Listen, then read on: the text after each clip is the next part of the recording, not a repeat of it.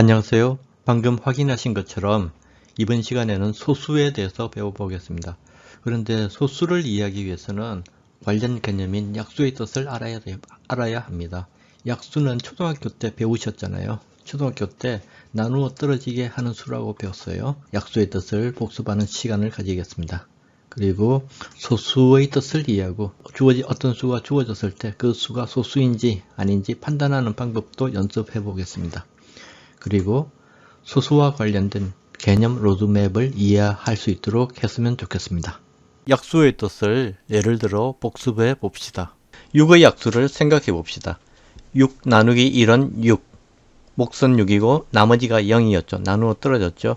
따라서 1은 6을 나누어 떨어지게 했으니 1은 6의 약수가 됩니다. 6 나누기 2는 3에서 2는 6의 약수가 됩니다. 목선 3이고 나머지는 0 나누어 떨어지게 했죠. 6 나누기 3은 2에서 3은 6의 약수, 6 나누기 6은 1에서 6은 6의 약수, 이런 식으로 6의 약수 1, 2, 3, 6을 모두 찾아낼 수 있겠죠.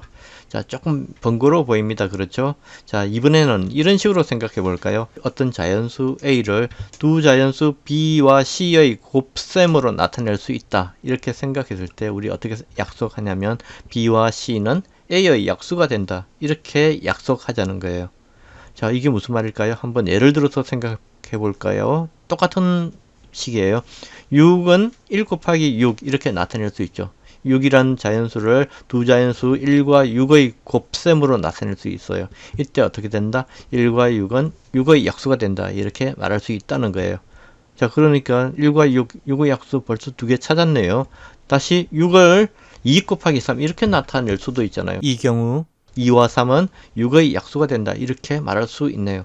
앞에서 한 것보다 그렇죠. 조금 더 간단해졌다. 이렇게 생각할 수 있겠네요. 6은 1 곱하기 6을 보고 그죠? 6은 1 곱하기 6이라는 식을 보고 1과 6은 6의 약수라고 이야기할 수 있었죠. 그럼 거꾸로 1과 6은 6의 약수다. 이런 표현을 보고 우리가 어떤 식을 떠올릴 수 있겠죠? 6은 1 곱하기 6 이렇게 나타낼 수 있다. 이렇게 떠올리시면 좋겠고요. 마찬가지로 2와 3은 6의 약수다. 이런 문장이 있다면 어떤 식으로 식을 떠올리면 좋을까요? 6은 2 곱하기 3이다. 이렇게 떠올리면 참 좋을 것 같아요. 여기서는 어떤 수 A가 주어졌을 때 B 곱하기 C로 나타낼 수 있다면 B와 C는 A의 약수가 된다. 거꾸로 B와 C가 A의 약수다. 이런 표현이 있다면 A는 B 곱하기 C 이렇게 나타낼 수 있다. 이 정도까지 이해하는 걸로 하고 넘어갔으면 좋겠습니다. 그런데 여러분은 소수라고 하면 어떤 수를 떠올리시나요? 혹시 0.1, 1.25, 3.141592 이런 수를 떠올리나요? 예, 이런 수는 소수점을 이용해서 나타내는 작을 숫자를 쓰는 소수예요. 우리가 배우려는 내용은 아니고요. 이건 초등학교 때 배웠고 물론 이제 중학교 때도 소수를 다루기는 합니다만 지금 배우려고 하는 것은 바로 어떤 거냐면 바로 바탕수를 쓰는 소수인데 이 바탕수가 조금 어렵지요.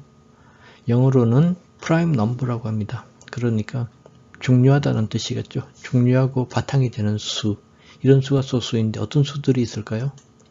2, 3, 5, 7, 11, 13, 17, 19 이런 수들이 있어요. 그런데 이런 수들 어떻게 소수라고 이야기하는 걸까요? 무슨 이유로? 그럼 소수가 무엇인지 그 뜻을 잘 알아야 되겠죠. 자, 그럼 교과서에서는 소수를 어떻게 설명할까요? 한번 볼까요? 1보다 큰 자연수 중에서 약수가 1과 자기 자신뿐인 수 이렇게 설명하고 있습니다. 그러니까 약수가 두 개뿐이죠. 약수가 1과 자기 자신뿐이니까 그럼 약수가 1과 자기 자신뿐이니까 아까 배웠던 곱셈 나타내면 어떻게 될까요? 1 곱하기 자기 자신인 거죠. 그럼 그게 뭐죠? 바로 자기 자신이 돼요. 그러니까 1 곱하기 자기 자신으로 표현되는 수를 소수라고 합니다. 자, 그럼 우리 교과서에서는 소수와 대응하는 개념으로 바로 합성수를 설명하고 있어요. 합성수는 어떻게 교과서에서 설명하고 있냐면 1보다 큰 자연수 중에서 소수가 아닌 수예요. 그러니까 소수이냐 소수가 아니냐 이것이 우리 자연수를 분류하는 가장 큰 기준이라는 거겠죠. 그래서 합성수는 소수가 아닌 수이고 약수의 개수로 생각하자면 약수가 3개 이상, 2개보다 더 많아야 하니까 약수가 3개 이상인 수를 합성수라고 합니다. 자, 소수와 합성수 잘 구분하시겠죠? 자, 이제 어떤 수가 주어졌을 때 그 수가 소수인지 어떻게 판단하는지 연습을 해봅시다. 2는 소수일까? 우리 2가 소수라는 것은 사실 배우긴 했었어요. 언급하긴 했었는데 왜 2가 소수인지 한번 생각해 볼까요? 자, 2를 두 자연수의 곱셈으로 나타내면 2는 1 곱하기 2 그리고 2 곱하기 1 둘 다 가능하죠. 그런데 1 곱하기 2와 2 곱하기 1은 곱하는 순서만 달라졌지 곱하는 두수 1과 2는 달라지지 않았어요. 그래서 이 두 가지 곱셈을 같은 것으로 생각한다면 2를 곱셈으로 나타내는 방법은 1 곱하기 2 하나뿐이라고 해도 상관없을 거예요. 자, 그럼 이렇게 약속합시다. 2를 곱셈으로 나타내는 방법이 1 곱하기 2 한 가지뿐이다. 이렇게 했을 때 1 곱하기 2 약수가 뭐죠? 1과 자기 자신. 그렇죠? 2가 자기라고 했을 때, 자기 자신이라고 했을 때 1 곱하기 2, 1 곱하기 자기 자신이 되었어요. 그러니까 우리가 알고 있던 소수의 뜻과 비교해보면 약수가 1과 자기 자신 뿐이다. 이 조건을 만족시키잖아요. 그 약수의 개수도 2개 뿐이고요. 따라서 2는 소수라고 말할 수 있습니다. 자, 왜 2가 소수인지 충분히 이해할 수 있지요? 자, 이제 3과 4에 대해서도 소수인지 소수가 아닌지 판단해 봅시다. 자, 3을 두 자연수의 곱셈으로 나타내는 방법은 1 곱하기 3 한 가지 뿐이죠. 다른 방법이 있나요? 두 자연수의 곱셈이에요. 그래서 3을 두 자연수의 곱셈으로 나타내는 방법은 1 곱하기 3 한 가지 뿐이에요. 1 곱하기 3. 자, 3이 자기 자신이라면 1 곱하기 자기 자신인 거죠. 이걸 우리 소수의 뜻과 다시 비교해서 확인해 보면 약수가 1과 자기 자신 뿐이다. 약수가 1과 자기 자신 3뿐이다. 그렇죠? 3은 약수가 1과 자기 자신 3뿐이다. 이렇게 말할 수 있잖아요. 그래서 소수가 맞습니다. 자, 4는 어떨까요? 4는 두 자연수의 곱셈으로 나타낸다면 4는 1 곱하기 4 가능하고요. 그리고 2 곱하기 2 가능합니다. 2와 3과 달리 두 자연수의 곱셈으로 나타낼 수 있는 방법이 두 가지가 있네요. 자, 이때 4는 1 곱하기 4에서 4의 약수는 1, 4 이렇게 되고 2 곱하기 2에서 4의 약수는 2가 되겠죠. 2 이렇게 말한다면 같은 것을 반복하는 셈이니까 약수는 같은 것을 반복해서 말하지는 않아요. 따라서 4의 약수는 1, 4, 2 이렇게 3개가 되겠죠. 이제 크기 순서로 보통 약수를 말하니까 1, 2, 4 이렇게 말하기도 합니다. 따라서 4는 약수가 3개이니까 합성수라고 말할 수 있습니다. 자, 이번에는 2보다 큰 짝수, 2보다 큰 2의 배수라고 말할 수 있겠죠. 2보다 큰 2의 배수 중에서 소수가 있는지 확인해 봅시다. 자, 4는 아까 좀 전에 했었죠. 4는 1 곱하기 4로 표현할 수 있고 2 곱하기 2로 표현할 수 있어요. 곱셈으로 표현할 수 있는 방법이 1 곱하기 자기 자신 말고도 또 다른 방법이 있으니까 약수가 1과 자기 자신 말고도 또 다른 약수가 존재하게 되죠. 따라서 4는 소수가 아닙니다. 그 다음 6을 볼까요? 6도 두 자연수의 곱셈으로 나타낸다면 1 곱하기 6, 1 곱하기 자기 자신 말고도 2 곱하기 3 이렇게 나타낼 수 있죠. 따라서 1 곱하기 자기 자신 말고도 다른 약수를 가지게 되니까 6은 소수가 아닙니다. 자, 8을 볼까요? 8도 마찬가지죠. 1 곱하기 자기 자신 말고 2 곱하기 4라는 표현이 가능하니까 다른 약수 2와 4를 가지게 됩니다. 1과 8이라는 약수 말고 2와 4라는 약수를 가지게 되니까 8은 소수가 아닌 거죠. 그러면 10도 마찬가지죠. 10도 2 곱하기 5라는 다른 약수를 가지니까 소수가 아닌 거고 나머지 수에 대해서도 마찬가지로 생각할 수 있습니다. 따라서 2보다 큰 짝수는 어떻다? 바로 소수가 아니다. 즉 합성수다. 이렇게 말할 수 있습니다. 자, 이제 참거짓 문제를 통해서 지금까지 배운 내용을 확인해 봅시다. 첫째, 11은 소수이다. 자, 11을 두 자연수의 곱셈으로 나타내 볼까요? 1 곱하기 11은 가능하죠. 1 곱하기 자기 자신. 이것 말고 다른 방법이 있나요? 네, 없습니다. 11을 두 자연수의 곱셈으로 나타낼 수 있는 방법은 1 곱하기 11, 이게 유일합니다. 1 곱하기 자기 자신이죠.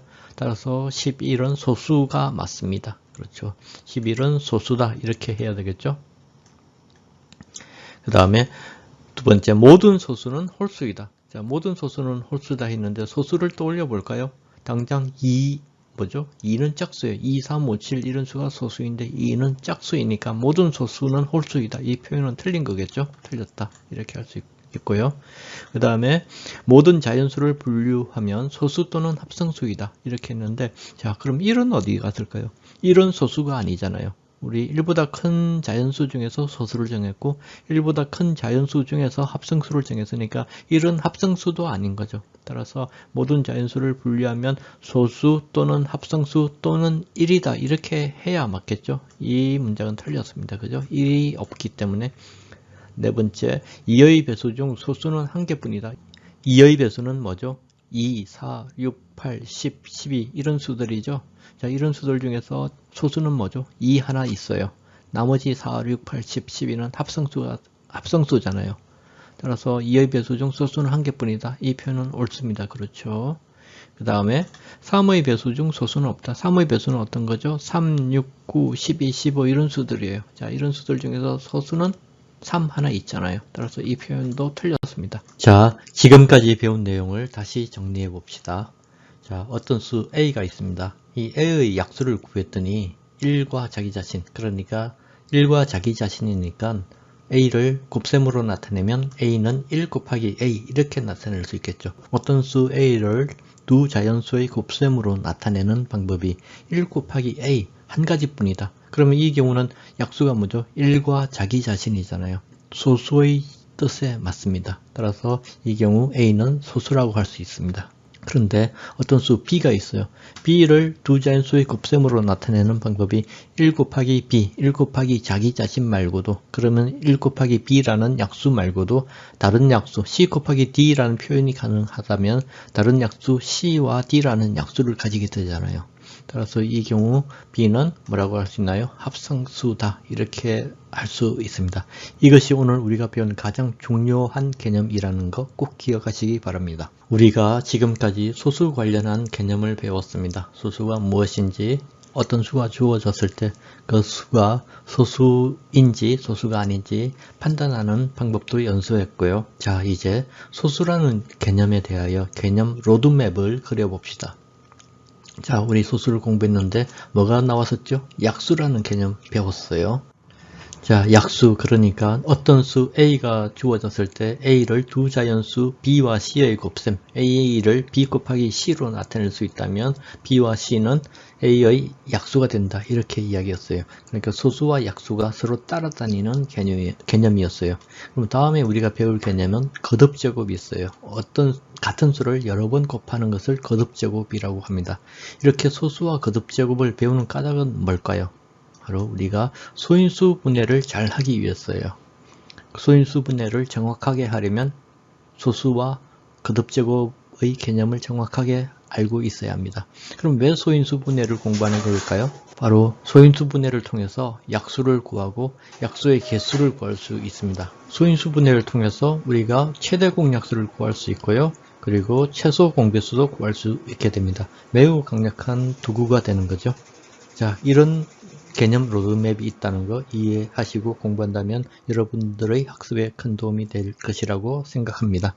자, 그럼 다음 시간에 만나겠습니다.